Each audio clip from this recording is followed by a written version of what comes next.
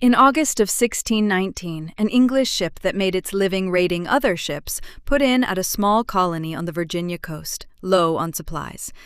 It was carrying about 20 Africans it had taken off a Portuguese slave ship. The colonists traded food for them. That colony was 12 years old and barely surviving. It had exactly one thing that made money: tobacco. Tobacco takes enormous amounts of labor, and Virginia was desperate for hands. You would expect this to be the moment American slavery begins, fully formed, permanent, obvious to everyone. It isn't. Not yet. How it became that is the story. Here is the part that surprises people. In 1619, there was no English law of slavery. Nothing in England's legal tradition said one human being could be permanently owned by another, and nothing said skin color made any difference at all. The colonists were making it up as they went. Most of their workers were indentured servants, poor English people who sold 4 to 7 years of their lives for passage across the ocean. The work was brutal, and many died, but it ended, and then you were free. For a few decades, some Africans in Virginia moved through something close to that system. A man who arrived around 1621 as Antonio a Negro finished his term, took the name Anthony Johnson, and by the 1650s owned land and livestock on Virginia's eastern shore. Historians argue about how common that ever was, and it was never anything like equality. But the question was still open, and nothing, no law, no custom, no limit, stopped colonists from closing it however profit suggested.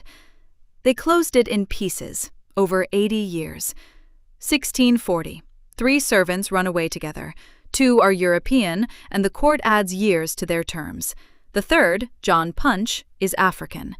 The court sentences him to serve for the rest of his natural life. 1662. Virginia's assembly rules that a child's status follows the mother's. English law had always followed the father. Now slavery is inherited, and every child born to an enslaved woman is profit. 1667. Baptism no longer makes anyone free. The old excuse that these people were captives because they weren't Christian is gone. What is left to point at is ancestry. 1669. Killing an enslaved person while punishing them is declared not a felony. 1676. Poor white and black Virginians rebel together and burn the Capitol. The wealthy planters who nearly lost everything take a lesson. Never let those two groups share an interest again. 1691. Marriage across racial lines is banned. Freeing someone becomes nearly impossible. And then, 1705. Virginia gathers those decades of scattered rulings into a single slave code. Enslaved people are now property in law, the same category of thing as land or livestock. They cannot own anything, testify against a white person, gather, or travel without a written pass. But look at what else is in that same code. When a poor white servant's term ends, he is now owed corn, money, and a gun, and he can take a cruel master to court.